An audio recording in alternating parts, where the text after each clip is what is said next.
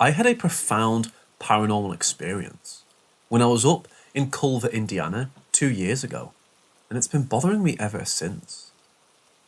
I was in Culver, Indiana, staying at the Vonnegut house with my family for my twin brother's graduation. The house was very old because it was built in 1889.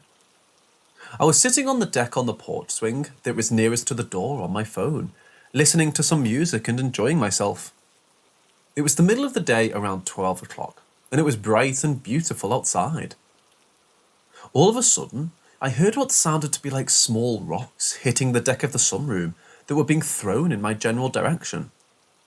When I looked to see who threw them, I was thinking it was my cousin trying to be annoying. But what I saw was this almost person-shaped black mass or apparition that moved to the right, then darted off, and I could clearly hear footsteps when that thing moved. I went to look at what was thrown at me, and it was 3 pieces of gravel that are around the area below the sunroom. And when I looked down over the sunroom rail and to the right, nothing was there. I was well above 7 feet high off the ground due to the sunroom being elevated, and my cousin was only about 8 or 9. Couldn't possibly be tall enough to be visible through that railing. That thing's head was a little below the top of the railing, so it must have been over 7 feet tall. Needless to say, that experience scared me shitless, and I can say that I'm now no longer a skeptic. Does anyone have a clue as to what I experienced on that day?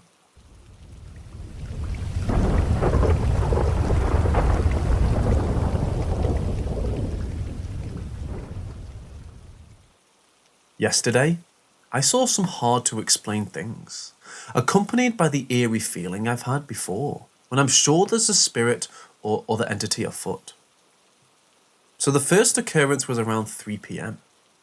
I was sitting in a recliner listening to an audiobook on my headphones while my son did his schoolwork on a Chromebook across the small living room in another chair.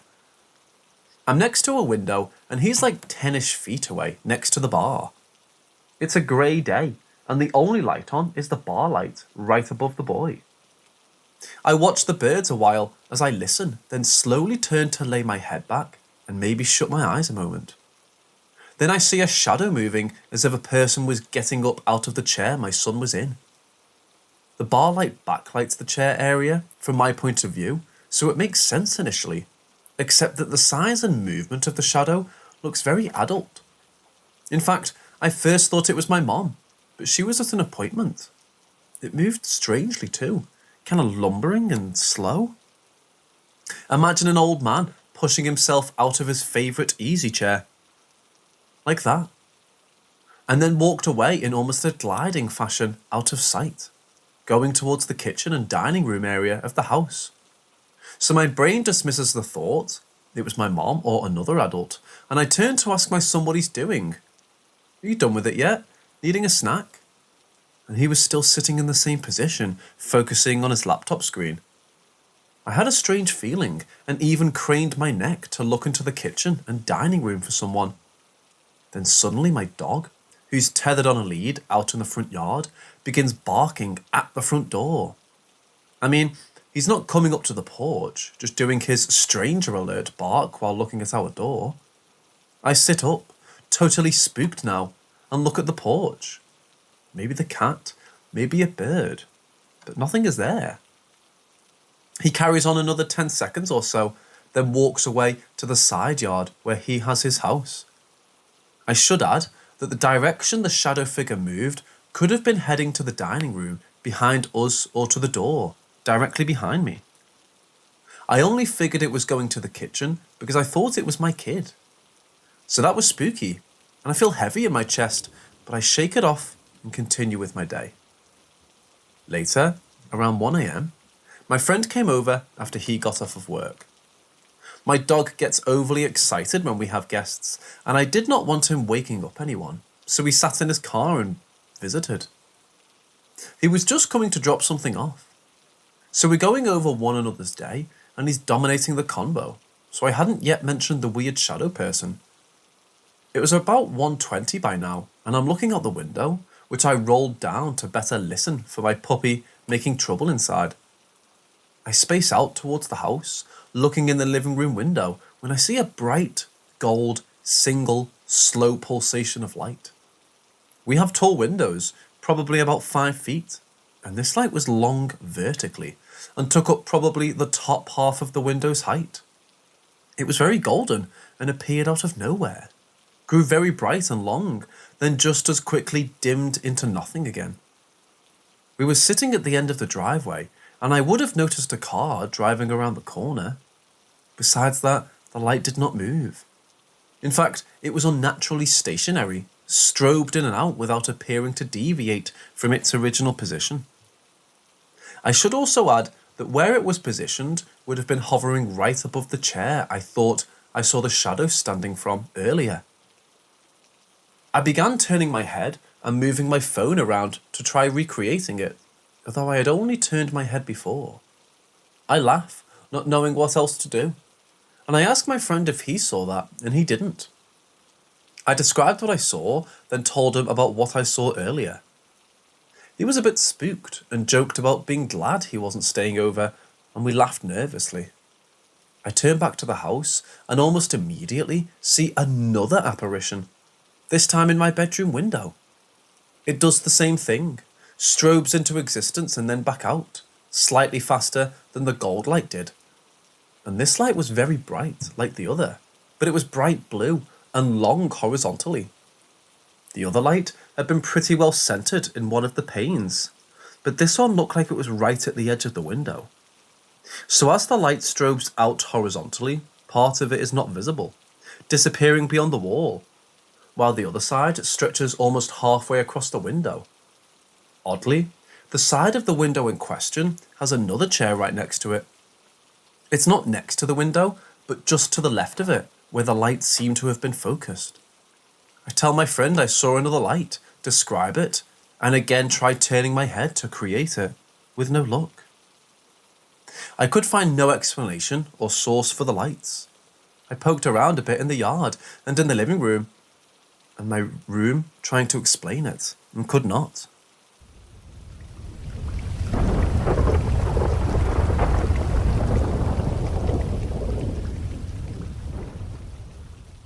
So it's not much, but I'll give you the only 2 ghost encounters I've had in my life. The first was back in 2012 at this older house. My mom was visiting a friend, and the dude had some cousins around my age at the time, down the street. Everything was normal at first. It was just me and those 2 other girls and a guy who was 16 or 17 that lived next door to them, who had come over. The 4 of us were just hanging out, and those girls were watching him play GTA San Andreas. He eventually leaves because it's almost 1 a.m, and me and the 2 girls head upstairs to their bedroom. The layout of the house was weird. The upstairs floor only consisted of a bedroom and a bathroom. However, there was a weird hallway that branched off to the left of the bathroom, that just looped around to the other side of the bedroom. Me and the girls were sitting next to the bed in this shady-ass room full of toys and stuffed garbage bags, and we heard footsteps outside the door. The one I mentioned that was off to the left of the bathroom. Mind you, there's no one else in the house but me, the girls, and their obese father. I mentioned the fact that he's obese because he was so obese that he couldn't come up the stairs. The 3 of us booked it down the stairway, but to this day, I swear I saw something in that back hallway. The second experience was a few months ago. The first story I mentioned, I think I saw something, but in this one, I actually did. My friend lived in a very old house that was deteriorating, and witchcraft had been practiced inside of it. His mother and grandmother lived there. His grandmother was the one doing the witchcraft, and this led to multiple strange things happening in the house for years, including those of my friend's mom being picked up and shook by an unseen force. There were 3 entities in that house. One was believed to be a deceased family member, a demon, and a little girl. But they also speculated that the demon might just be taking the form of the little girl. Me, having that unexplainable event happen just years prior, was a believer in the paranormal. And I still am. Well, one night I was over at his house, and it was about 11 p.m. I decided I wanted to head home because I was bored. I was standing at the stairway, just casually glancing over the railing. Well, when I glanced the last time, before heading outside, there was a black silhouette of a little girl. Of course, people won't believe me when I say this, but I quite literally saw the little girl. It was the first time I had actually seen something, and to this day, I'm a strong believer in the supernatural.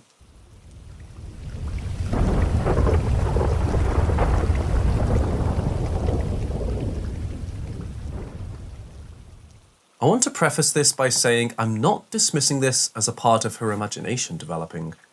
She is 3 though, and has never constructed a narrative before, and I'm not sure where this came from.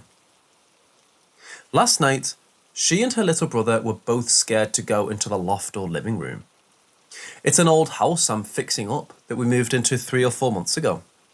She randomly said about 2 hours ago that there's a lady in the house. I laughed and asked her what the lady does.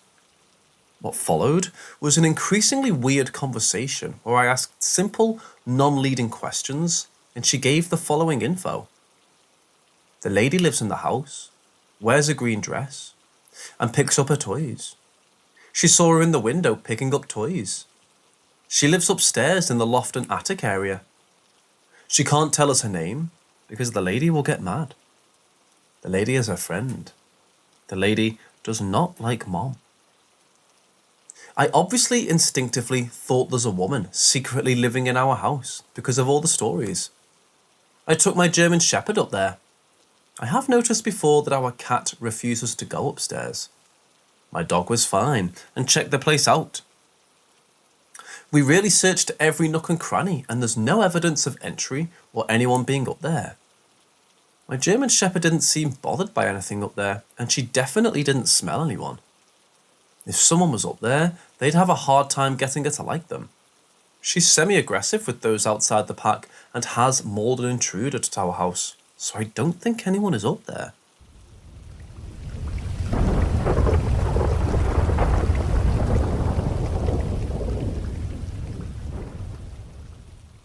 Way back in 2002, I was living in a small studio flat apartment in Whalley Range, Manchester, UK. At the time, I was working at a restaurant as a barman and didn't get home until pretty late.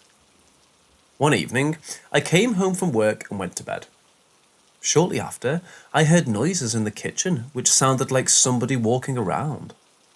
My first thought was that someone had broken into my flat whilst I was out, then hid when I came home and waited until I fell asleep before trying to sneak out. I jumped out of bed, ready to wrestle a crackhead, but no one was there.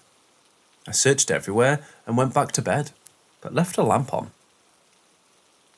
The same noises started again almost instantly. This time, however, I could clearly hear the sound of footsteps, leather shoes on the kitchen lino floor. Because I knew there was nobody in the apartment, I became almost paralysed with fear. It's hard to describe because it's not fear in a conventional sense, but fear of something unknown. The footsteps got closer and closer until the floorboard, in line with my pillow, loudly creaked. Whatever it was standing right behind me. And that's when I heard it breathing. Its breath was loud and laboured, as if it was struggling to breathe. At this point, I was terrified as I've ever been in my life, but decided to turn around and look. I knew this may be my only chance to see something extraordinary. So very slowly, I peeked over my shoulder and saw it. It looked like a shadow.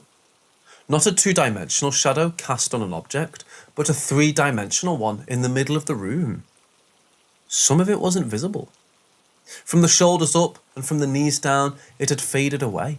But in the area in between, I could clearly make out a back with arms and hands swing gently at the sides. I could also see the upper legs moving.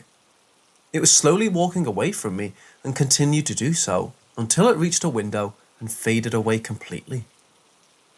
I didn't sleep that night, thinking about what I saw and if it would ever come back. Even now, some nights, I lie awake, wondering if I had actually seen a ghost.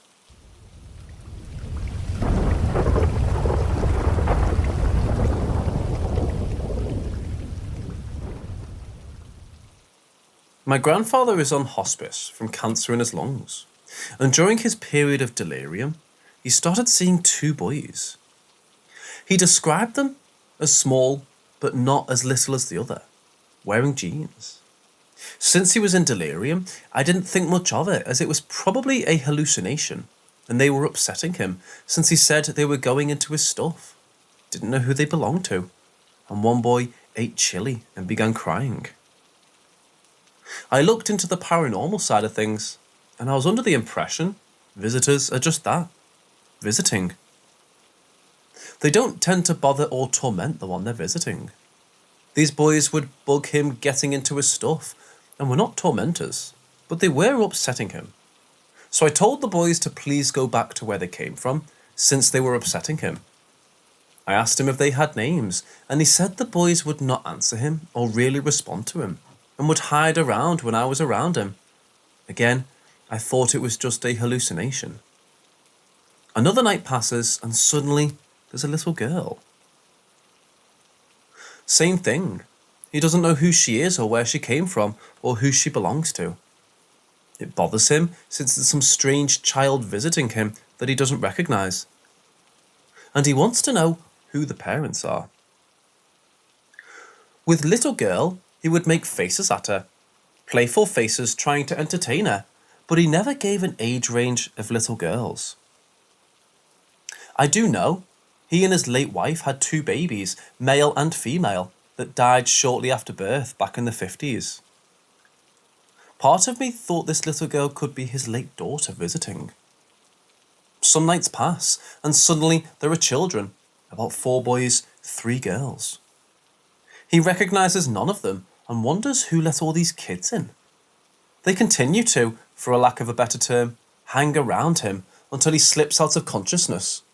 And then when he regains consciousness, they're still around, looking in this dresser, and he's upset because he doesn't know who these children belong to. I brush it off as his delirium, and a week passes. His condition is in the state where he started his death rattle, and so his younger sister and niece come to visit him. It's emotional, but they came in the late afternoon, and the hospice nurse was going to come by and check on his health. So his sister and niece went to visit his younger brother, who's in a nursing home, not dying, but he had his legs removed. They visit him, hours pass, and they return back to see him again, before they head back to their homes. His niece tells his daughter something interesting his brother had said during their visit. The brother was upset and irritated, thinking that my grandfather had died or he was going insane. He had told his sister and niece that he swore, for the life of him, he had heard on a previous day. He heard his brother, my grandpa, calling out to him, which freaked him out. Even more so, my grandpa was with a group of children, all laughing and playing. This made him wonder if he was going insane, because he didn't know any kids, didn't recognize the voices, or understand why his brother would be with a group of children, and he wondered if he had died. My aunt told him that no, he was still alive, which put his mind at rest. But when they left him, he was still upset, thinking he might be going insane. His daughter called me over and told me to tell them about the kids. I didn't know yet what my grandpa's brother said to them, so I told them about how he was seeing the kids. 2 at first, then more, and eventually that little group of children. They told me what his brother had said, and it sent a shiver up my spine. There was no way my aunt knew about the kids until I told her. And likewise, there's no way his brother would have known, since he has strict visits. His niece believes he's transitioning from this world into the next, and he was checking in on his younger brother. His sister, whom is also his younger sister, said that my grandpa had done this his entire life. He was always the protective good big brother, watching out for his little siblings, and believe he might have somehow visited his brother to check on him, since my grandfather could no longer call him on the telephone. I've never heard of groups of kids visiting someone who's dying, and this experience is a bit spooky to me, and I thought I'd share it. It's just so weird to me, because his brother experienced the same thing, and his brother is not dying, and was so confused and upset by hearing my grandpa call out to him and seeing he was with a group of kids. Yet my grandfather was not dead when this happened. I'm curious to find if there are indeed reasons why maybe groups of children visit someone dying.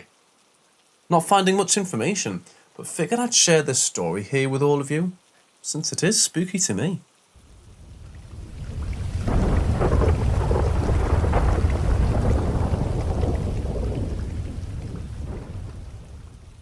I've been to Yellowstone twice so far. First time it happened was in 2016. Wife and I were staying in Grant Village. It looked like it was going to rain.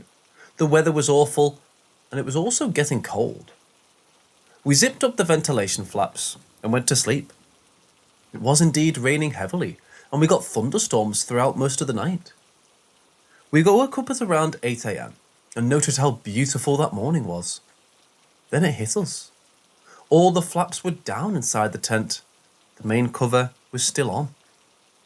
The tent was dry inside, no puddles or even objects.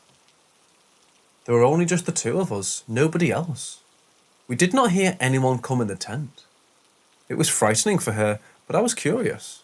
Did anyone notice anything like that? The next time it happened a week ago to a family friend, Grant Village again. She was sleeping in a hammock. She woke up feeling that her feet were cold. She reached outside. Outside?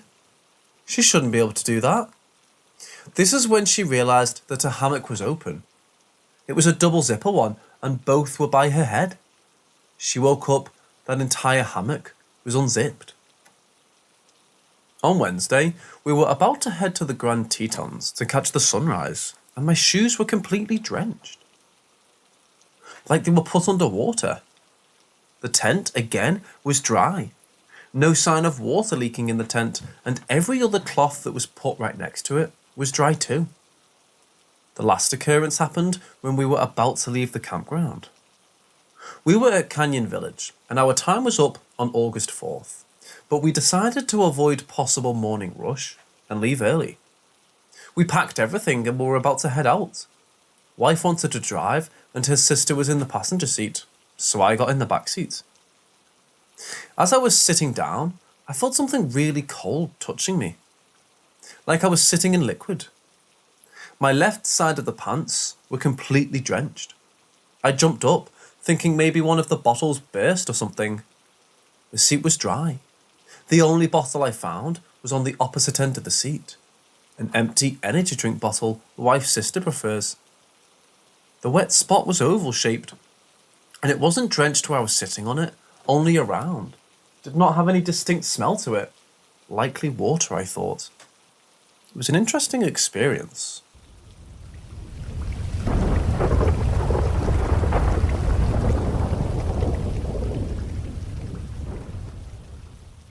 The following story happened to me when I was 4 years old, and I have no recollection of it.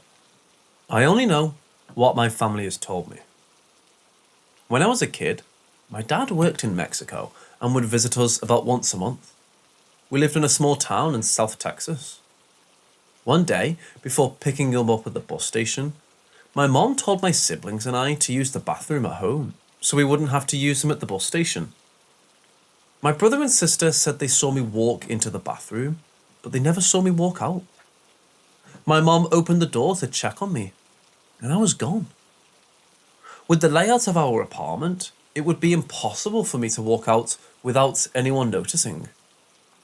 My mom started panicking and called my grandpa, who was a police officer at the time. Within an hour, multiple police officers and neighbours were searching for me at our apartment complex, with no luck. 3 hours later, my godmother found me in my bedroom, sound asleep, on my bed. The weird thing is that there were multiple people searching inside the apartment as well, and they hadn't found me anywhere inside. It gets weirder.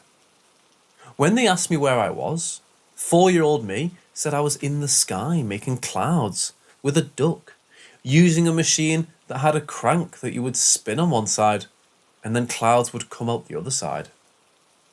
I also kept saying that I would see a red light on the TV screen for a few weeks. I didn't fully believe the story growing up until I was visiting my grandma in Mexico City years later, and she confirmed it, saying that my mum had called her crying right after it happened. My family likes to joke that I was abducted by aliens, then returned home after a few hours. This all happened 31 years ago, and I still have no memories of it at all.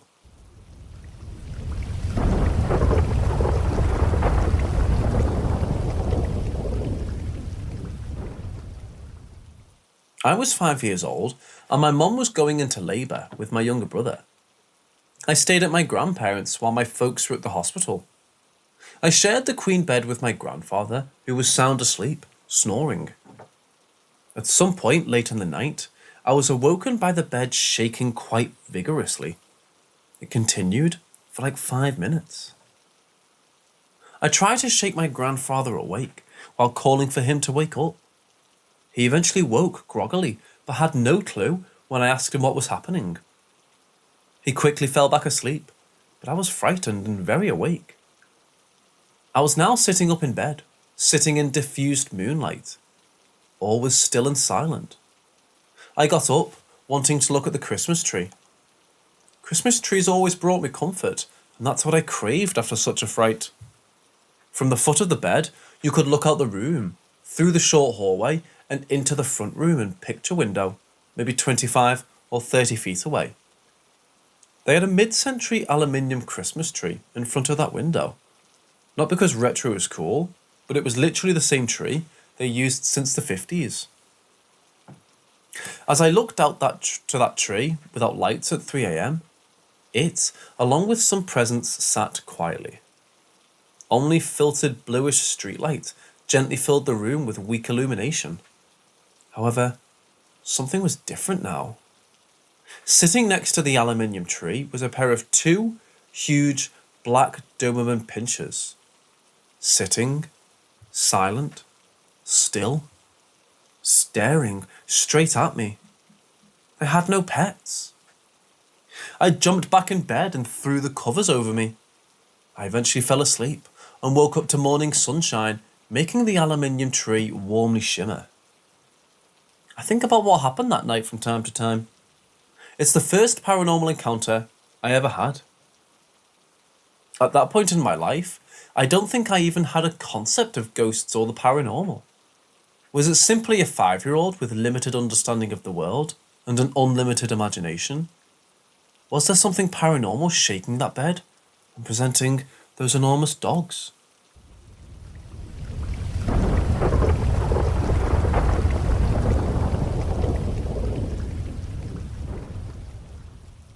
In 2006, I shared a house with a couple roommates in Tacoma, Washington. The house was haunted, poltergeist activity, etc. That's not the point of this story though. However, it created psychological tensions, and as such, trying to go to bed and fall asleep was often uneasy. One night, I'm lying in bed on my back when suddenly a tingling sensation spread across my body. I would describe the sensation like that of getting chills on your back neck when someone tells you an intense, frightening story. However, this was over my entire body with more intensity. Needless to say, it freaked me out. Living in a haunted house, my assumption was that something paranormal was trying to haunt me. Although scared, I wanted to actively resist this. As I laid there with my body tingling, I spoke back very assertively, "I will defeat you." I slowly repeated it a couple times. Then the sensation dissipated and ultimately left entirely. It was another uneasy incident in that house, but I eventually fell asleep. About a year later, I was house sitting in a nicer, more comfortable home. Laying in bed one of those nights, that sensation I felt the year before came back. It enveloped my whole body as I laid on my back. Again, I was quite startled. What could this possibly be? Is it paranormal? Is it psychological or physiological? Either way, I didn't like it. Like before, I tried to resist it. "I will defeat you." After about 20 seconds or so, the tingling disappeared and went away. Complete mystery as to what this was, but I've experienced twice now. Several years pass, now 2011, and I'm then living in Portland, Oregon for grad school. I loved this house I was living in. It was comfortable and felt like home. One night, I went to bed totally normal. I wasn't overly tired. I wasn't intoxicated. I was happy and healthy. I shut off the light and got in bed, comfortable on my back. I hadn't been laying there in the dark more than a minute when that tingling sensation came back. It started at my feet and legs, then spread up my body. It enveloped me toe to head in a matter of 10 seconds. Oh shit! I started to resist it and I felt the tingling dissipate. As this is happening, I realized I have some psychological control over this. I thought to myself, what's the worst that can happen? This house isn't haunted. It's not like it can kill me. Let's see what happens. I relaxed and surrendered to the sensation. It came back on, in a wave from my feet and legs to up my torso and over my head. The more I feared or resisted, it would dissipate. The more I relaxed and surrendered, it would intensify. I got comfortable just allowing the tingling vibrate my body. It was like being submerged in a hot tub filled with pop rocks, and there were hundreds of jets blasting me with pop rocks. At this point, I had been comfortably buzzing on my back for maybe a minute when I felt my supine body levitate. About a foot up. In fact, I could feel the weight of the blankets as I pushed upon them. Furthermore, it's no longer dark in my room. I'm levitating a foot above my mattress, and there's a soft, dim, ambient orange glow in the room. I could see that my regular lights were off. There was no seeming source of this orange light. This levitation freaked me out. Once again, I feared and resisted, and I felt my tingling body ease back to its normal weight into the bed. I allowed myself to relax again, and I rose back up again. I'm quietly, excitedly freaking out. Holy shit! This is insane. The dim orange glow softly illuminates the room. I'm buzzing and floating supine above my bed. Now, I'll start to ride a helicopter counterclockwise, maybe about the speed of a second hand. When I'm about 180 degrees around, I'm looking at the wall behind my headboard. The room is still dimly lit orange. This blue wall was normally blank, but now hanging over my bed is a painting. Painting I know. It's a painting my parents used to have hanging in their bedroom when I was a little kid. It's from Home Interiors, now hanging on the wall over my headboard. I completed the full 360, then my body eased back down. Then the tingling dissipated. I laid there stunned. What the hell was that? I then realised that it was back to completely dark again in my room. While I laid there completely perplexed, I realised I felt comfortably drained. I decided I wasn't going to worry about it, and I drifted off to sleep. It hasn't happened since. I should note, I didn't feel out of body. Rather, I felt in my body, but levitating. It felt or seemed very real. There was no dreaming, at least never like this. I only wish I had a video camera catching it all. Would it show an orange glow in me floating? Would it show some kind of electrical interference? Would it be totally normal and nothing external to my mind happened? Was it a spontaneous release of DMT?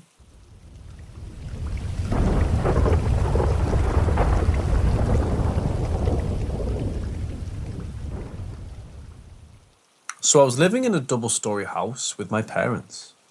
We live in the lower portion of the house. I moved to this house a couple of weeks ago. When I first arrived there, I felt something was wrong with this place. First night, as usual, I'm shifting my luggage and other stuff. Second night, there's this park in front of my house. The park is not very big. I was sitting there smoking when the time was around 8 o'clock. I finished my cigarettes and went to a nearby shop for some snacks and returned home on my way in front of my house. There were 4 chairs and a car parked in front of one chair. There was nobody around, not a single soul. I saw someone grab the chair and move it. The movement of the chair was so smooth as someone lifts the chair and the placement is gentle. I don't know what thing got into me. I just kept staring at it and there's like some noise in my head saying, "Go sit on the chair." I live in Islamabad, capital of Pakistan, and the entire city is on hills, and my house is like the corner of the town, and behind my house is long hills with nothing but a creepy environment. Third night, I'm just using my mobile, and the time is between 1 to 2 a.m. I'm just thinking about my previous incident, and in the blink of an eye, I saw a black figure in the corner of my room. I didn't pay much attention to it and started using my phone. My room is pitch black. All lights are off. However, the figure I saw earlier was somehow clearly visible to me. I decided to go to sleep. As soon as I was going to sleep, I heard the sound of someone brushing their teeth. The sound is so loud and clear that someone is lying beside me. The sound stopped suddenly, and I felt like some inhale beside me. The whole night, I felt the feeling of someone laying with me. I was so creeped out and told my parents. As you all know, they didn't believe me.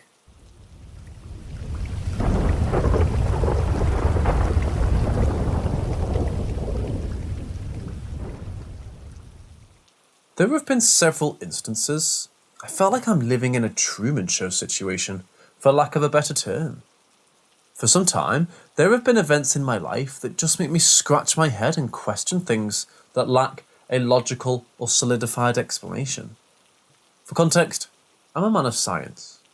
I've got a bachelor's degree in comparative physiology, a master's in epidemiology, and I'm currently in medical school. Furthermore, I have almost a decade of research experience, and have worked in the science fields for almost the same amount of time.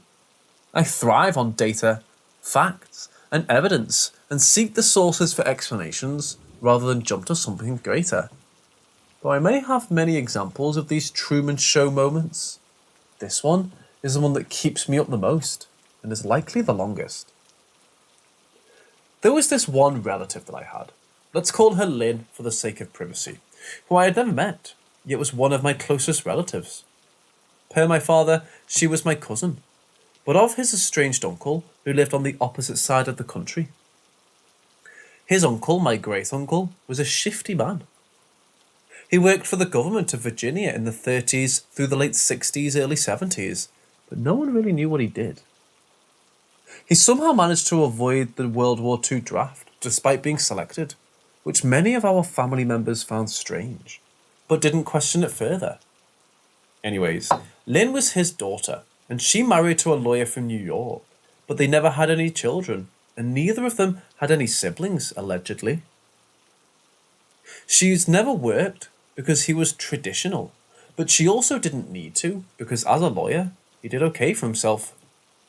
The more bizarre factor here is that no one ever met Lynn, her husband, or either of their sets of parents. A lot of us think it was strange, but at the same time, it did make some sort of sense, given her father was estranged from the family. The most that the family had contact with her was through the very rare letter and or phone call. Also, Lynn's husband passed away in the 80s, which has some importance. It'll be brought up later. Fast forward to the 90s, when I was born. When my parents brought me home after a couple weeks in the NICU, there was a package from New York addressed to me. Not my parents, coming from New York, from my cousin Lynn, filled with clothes, toys, all sorts of things a new parent would have to bought for their child. My parents tried to call to thank them, but couldn't get a hold of her, but were unable to. At that point, my father and or mother had not heard from her for a couple of years. How did she know that they were pregnant or I was born? There were no announcements in the newspaper, and no one had contact with her for a couple of years. That was the first odd instance that my parents will acknowledge was absolutely bizarre and puzzled them to this day. Once I was born, she sent me letters and cards with money throughout my years. It was never a significantly substantial amount. I think the biggest one I ever got was $500 for my 18th birthday, but that's not super relevant. I would also get calls from her on birthdays and holidays to wish me holiday greetings, and then I would send her flowers for her birthday, which was March 11th, but no one actually knew how old she was. We just simply knew that her birthday was March 11th, and she was allegedly older than my father, but this wasn't ever confirmed. There's also another important piece, I promise. Throughout the years, I continued to get calls, cards, and letters with money, and we always talked about the same thing: the weather, what I was doing, and then about her cat Callie, who always signed her card next to her, indicated by a little cat paw print. We actually asked for pictures of her because we wanted to hang it in our house, but no matter how many times we asked, we only got drawings, which looked like children's drawings. We were perplexed as to why she never sent a photo, especially when we specifically asked for them. The last time we asked for a photo, we got a drawing that depicted her as an angel. At this point, I was a senior in college and had taken some psych courses and had been deep into my studies.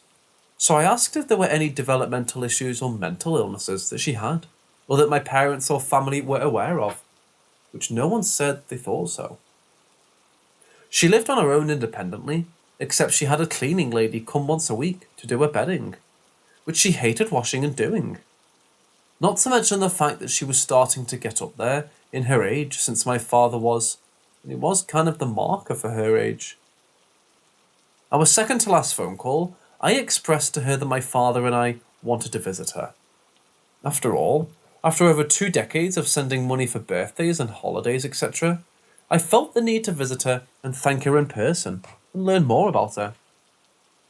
She was unsure about it, but seemed to come around to it.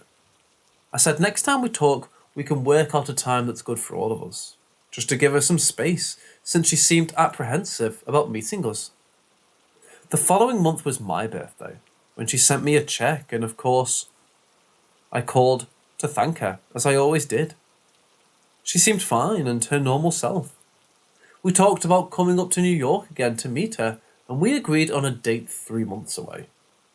I'll never forget the last words that she said: "We're always on your side."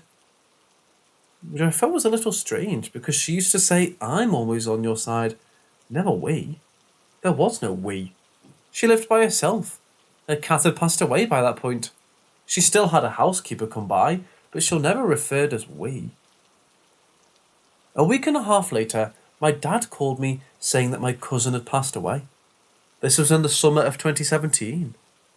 I felt awful that I had never met her, and she was so interested and invested in my life. I was upset about this, but no one seemed to be fazed about her passing. When I spoke to my family member, her cousins, they said they hadn't heard from her in decades. Now they also had kids, my generation, but she never ever took an interest in any of them, even some cousins who were older than me. Some of them didn't even know who she was, which just puzzled me even further. We don't even know what she passed from. When I asked my dad about the funeral, he said there wasn't any word of it.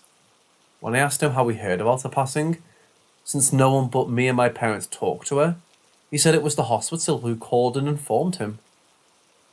There was no funeral, which further made me scratch my already very puzzled head. But I figured maybe she didn't have close family. There wasn't going to be a funeral or memorial service. After a period of grievance, I didn't really think of her that much. It's tough to think about someone you've never met. Nonetheless, know what she looks like, and I've only had phone calls with. Over a year passes, and now it's December 2018, and I get a letter from a law office in New York addressed to me. In the thick manila envelope was a copy of her will. As I was reading the will line by line, I was nodding to myself. $10,000 to a church, that makes sense. $5,000 to a housekeeper, yeah, that makes sense. And then I get to the last line. She left me her remaining possessions, including her house, its contents, and then there was a second address I had never seen before. I was so flabbergasted and puzzled. flabbergasted from the fact that she left me everything, not my parents nor my father, her closest blood relative. Me. Further puzzled, I was not only inheriting one house, but a second that I had never even heard of before. She had never mentioned them in our calls, letters, or cards. She really didn't leave much, just to go to church, get her hair done, then to her doctor's appointments. She usually had her housekeeper help her order things, groceries, household products, etc. I found the business card from the firm that sent me her will. I called the firm and asked to speak with the lawyer that signed the letter attached to her will. He was very professional and cordial on the phone and explained that it was the old firm owner, that he had drifted the will with her, and that he never actually met her.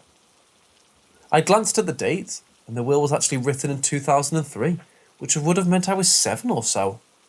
At that point, I don't really recall talking to her. That really didn't start until I was 10, but she still sent cards, and I usually wrote a horribly legible thank you card with a drawing and or photo of me. Anyways, he reaffirmed the will's contents and the testament was true. I asked if he was aware of a caseworker, social worker, anything that could give me more insight, to which he replied he wasn't aware. I asked that he give the housekeeper my information and told her to call me, and he said he'd pass things along. After I got off the phone with the lawyer, I told my dad about the will and asked about the other property. We had used Google Street View to see her residential property, the one that all her envelopes were addressed from.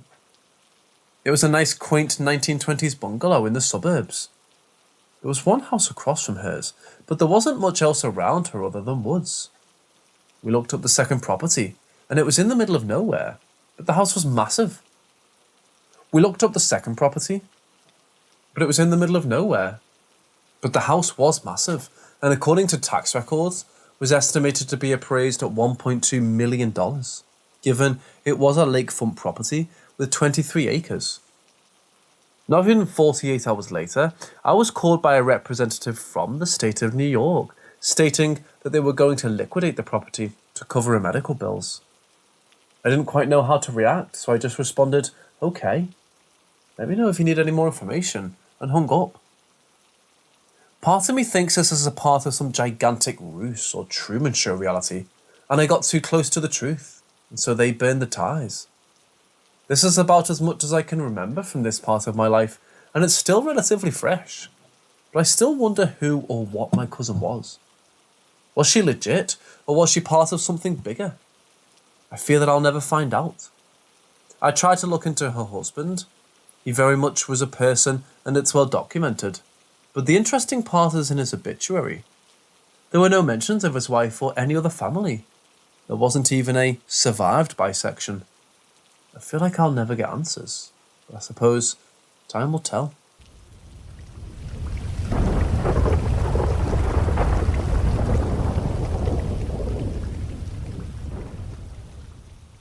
Rock Island is a state park located at the tip of Door County, Wisconsin, on Lake Michigan. It's a difficult place to get to.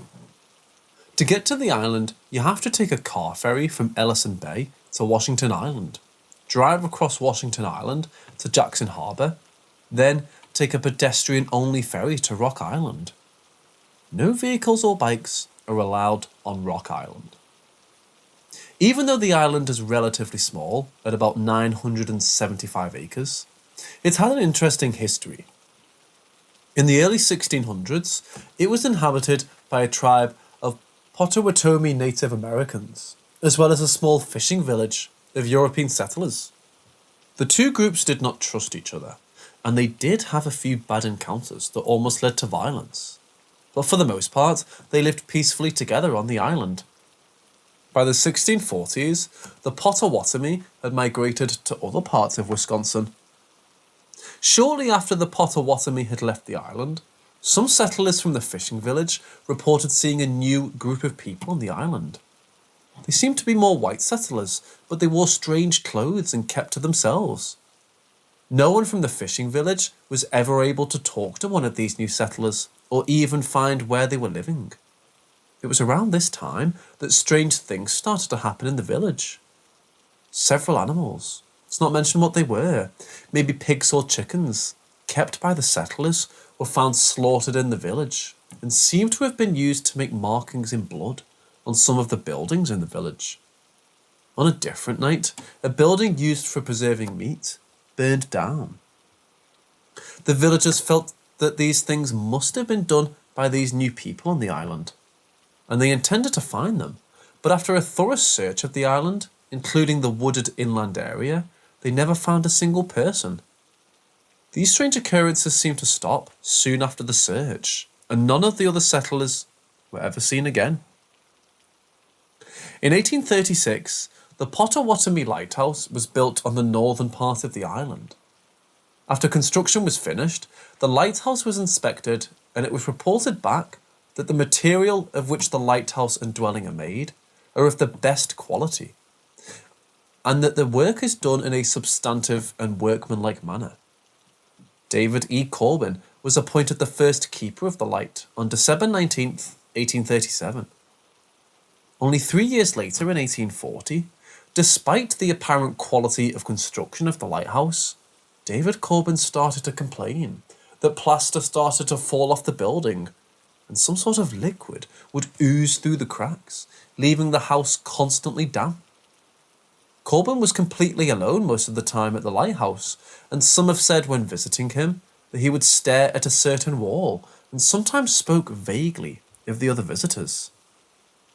In 1845, after 8 years of relative solitude at the lighthouse, an inspector visited the lighthouse keeper and determined that while Corbin was fulfilling his duties, he was acting strange.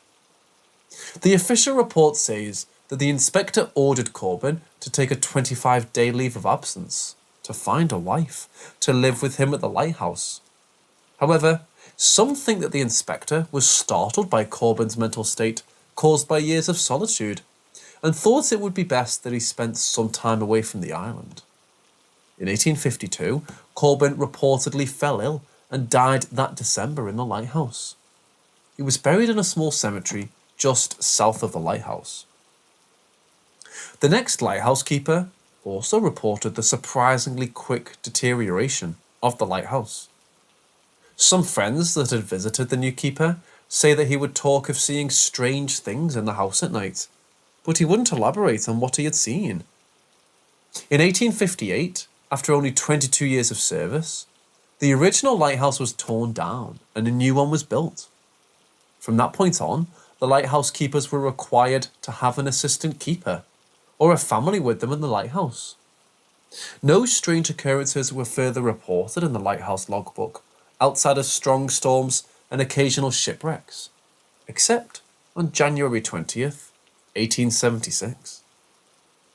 The keeper at the time, named Betts, reported that he saw 2 men attempting to row to the mainland from Washington Island. He wrote that a terrible storm came up shortly after their departure, and they never made it to their destination. Over 3 months later, on May 3rd, 1876, Betts wrote, "The 2 men who were lost last January have been seen several times. Once from Caney Lighthouse and once from Jacksonport. The men were apparently frozen stiff and sitting upright in the boat among a mass of ice. At last account, they were still adrift. There's no much hope that they'll be found and buried." By 1900, most of the island's inhabitants left for better fishing areas on Lake Michigan. In 1910, a successful business owner and investor, Chester Thordarson, purchased all of the island except for the land that the lighthouse occupied in the north. He used the island as a private summer retreat from his business in Chicago. Thordarson is responsible for the unique and mystifying buildings and structures that are still on the island today. On the south end of the island, he built a giant stone hall that has a boathouse on the lower level. A stone water tower was built on the east side of the island, and an imposing wooden gate was constructed on the west end of the island. The Great Hall was used to store Thordarson's immense book collection. He had over 11,000 books, and it's rumoured that he possessed some very rare books on the occult in his collection. Thordarson died of heart failure on January 6, 1945. though some have speculated that he saw something that actually scared him to death. I couldn't find any writings from Thordarson, however, that mentioned him experiencing anything strange on the island. After his death, multiple churches and universities were interested in his book collection, but he had willed it to the University of Wisconsin-Madison, providing that they had to purchase it for $300,000, which they did. Some of this history is hard to find on the internet, but there are a couple binders in the Great Hall that have a lot of this documented. Thordarson's personal papers are housed in the archive section of the State Historical Society of Wisconsin. All of this history I give is just to provide a little more context for experiences I have had, directly or indirectly, on Rock Island. In August of 21, I took my first and last trip to Rock Island. After taking 2 ferry rides, I arrived on the island at about 2 p.m. I had booked the remote campsite E, which is a backpacking site that's a little over a mile from the dock. I took my time hiking out to the site to enjoy the scenery and took a couple breaks just due to how heavy my pack was. I was definitely packed more for camping than hiking. I got to my site, set up my tent, got everything situated, and started gathering sticks and driftwood from the beach so I could start a fire. On my 3rd trip back from the beach, before I got back to my site, I heard a single high-pitched squeal noise coming from the forest. It didn't sound close, but it was such an unusual sound that I stopped in my tracks and waited for a good 30 seconds, waiting to see if it would happen again. It didn't, so I continued back to my site. When I got back again, I began working on getting a fire started. The remote camping sites on Rock Island are pretty well spaced out. Sites C, D and E are grouped together, but there's probably 100 yards between each site. There's not a real trail connecting the 3 sites directly, but enough people have walked along the ridge between the 3 sites that there's an obvious path. As I was getting some sticks up in my firing, something caught my eye and I looked up. Fairly far away, it looked like it might have been a site D or a little further. It was a person running in my direction. My first thought was, well, that's odd. Because like I said, it's not even really a trail they were on. Then my mind just went to, there must be something wrong, and this person needs help. They got a little closer, and it looked like maybe it was a woman in loose grey clothes, maybe in a hoodie. It was still far enough away that I couldn't really make out any details. I quickly stood up from the crouching position I was in, and just as I did, I heard that high-pitched squeal noise once again. It was behind me, and it was much closer this time. This startled me quite a bit, so I turned around to look behind me. I scanned the trees for a couple seconds, but didn't see or hear anything. I turned back around because I knew the running person must be getting close, but now they were gone. Again, I stood there and scanned the trees, but did not see them anywhere. I was so confused, I was kind of frozen for a few seconds. It was all very strange, but I was able to reason it out in my head that it was just a fellow camper from site C or D that's maybe running to the pit toilet that was a couple 100 yards west of the sites. I tried to forget about it, but it was really just bothering me. I didn't like whatever the squeal noise was, and I just felt strange. With some effort, I decided to let it go and started my fire. I had a quick meal and a couple adult beverages, then decided to take a little walk. I hadn't seen sites C or D yet, so I thought I would check out those and see if I did have some neighbours camping nearby. Site D was empty. I did see the path that led from that site to the main trail and pit toilet, so that made me a little less uneasy about the runner. I figured it was maybe someone from Site C that took a strange way to get to the main trail by going through Site D. It didn't make a ton of sense, because I probably still should have seen them, but it made me feel better. I continued on to Site C and saw there was a tent up. I really didn't want to bother anyone, but I just thought I would go over with the excuse that I'd introduce myself as a camping neighbour from Site E and see if anyone looked like they might have been the person running around earlier. I came up on the site and there was a couple sitting at the picnic table. Neither of them looked like they would have been the person I saw running. I introduced myself, and they introduced themselves. They were probably in their mid-30s. They were very nice. Both seemed to be pretty drunk, but a quiet drunk. I didn't ask about the runner or the squealing noises because I thought it might be weird. I wished them a good night and walked back to my tent. When I got back, I had a cigar and a few more drinks. It got dark and it started as a perfect night. The sky was clear and I was just staring up and looking at millions of stars. I felt better about everything from earlier and felt stupid about the whole thing and decided to get some sleep. It was a long day, so I fell asleep almost instantly. At around 2:30 a.m, I was woken up by a huge boom of thunder. It started pouring down. The wind picked up and the temperature dropped. I loved camping in the rain, but I do not like camping in a lightning storm. A pretty big storm came through, and I was starting to worry. The wind was whipping at my tent, and the ground was shaking from the thunder and lightning. I did not feel good about being out there in a tent and felt very exposed. The storm lasted for about an hour before it became just a light, steady drizzle. I was starting to fall back asleep when I heard this squeal noise again. I opened my eyes up wide in the dark and just laid there silent. There was another louder squeal noise and it was pretty close. I knew there were no real dangerous animals on Rock Island. There were deer and porcupines, but nothing like bears or wolves. Knowing that still didn't make me feel better though. There was just something about that squeal that I didn't like. I say squeal because that's the best I can describe it. It sounded to me like a pig squeal. I honestly don't know that much about pig noises, but that's what I thought of it when I heard it. An injured or angry pig squeal. I continued to lay in my tent and started to hear footsteps outside my tent. It was still raining, so the sounds were a little buried in the sound of rain, but it definitely sounded like a somewhat large animal or human walking around. I sat up in my tent and took a knife I had, just to feel better. In my head I kept saying, "You know it's just an animal, it's fine. There's nothing in these woods that can hurt you." I listened to the footsteps started moving away from the tent. I just sat there, still holding my knife for maybe 10 minutes, without hearing anything else. I started to think to myself, it's fine. It was just an animal. You're being stupid, and you need to get some sleep. I was just about to lay back down when there was a very loud squeal, and it was right outside my tent. It felt like my heart just stopped and a shiver went down my spine. My heart was beating so hard, my entire body was pulsing, and I felt it in my ears.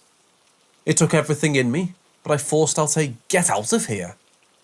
Not shouting, but as stern and mean sounding as I could at that moment. I didn't hear any more squeals or footsteps that night, but I also didn't sleep. I just sat there in my tent for maybe an hour before I laid down. Eventually, the rain stopped, and I kept laying there until the sun came up. All that time, reassuring myself that I was being stupid. It was just an animal. It was probably 7 a.m. before I decided I had to get out of my tent to relieve myself.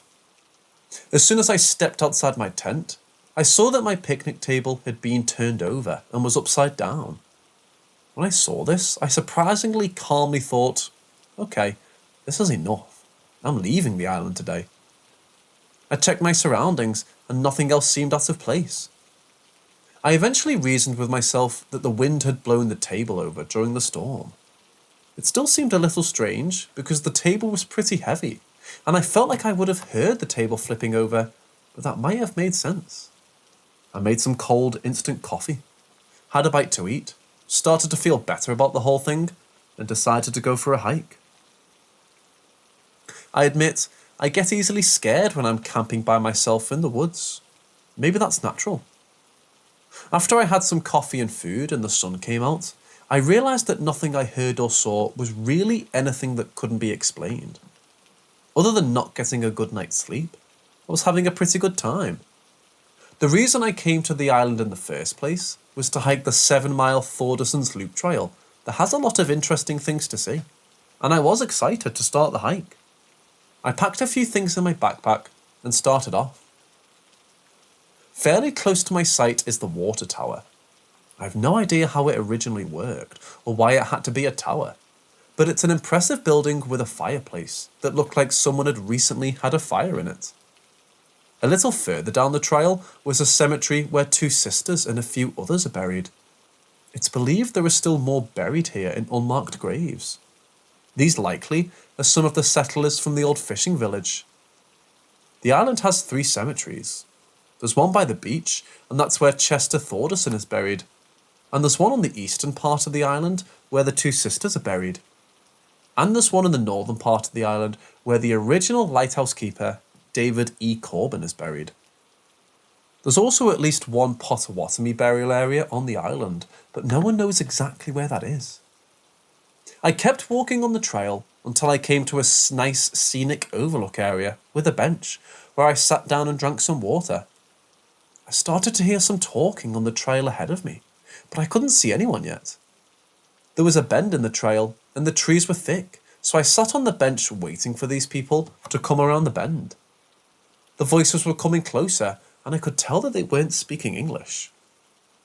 But I couldn't place what language it might have been. Both voices were very, very deep and guttural. Then, back deep in the woods, I hear a loud and quick "ooh." Immediately, both the voices I was listening to responded with their own "ooh." I kind of smiled because it sounded like these 2 heard whatever it was in the woods, and they were trying to be funny and mock it by responding. I got off the bench, put my backpack on, and started walking in the direction, further down the trail where the voices were coming from. But I never did find these people. The rest of the hike went very well. I visited the cemetery where David E. Corbin is buried. I took a self-guided tour of the Potawatomi Lighthouse. I passed the wooden gates that apparently used to be part of a larger structure. I walked by the Great Hall and dock area from where I arrived on the island. Visited some of the other structures on the island. Came across a cemetery where Chester Thordarson is buried. Then finished the loop by returning to my campsite. It was a very nice hike with a lot to see and wasn't especially difficult, but I was tired.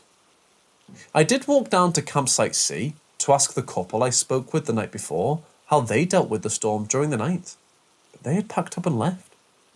I was disappointed because I also really wanted to ask them about the squealing noises during the night. The rest of the evening was pretty uneventful.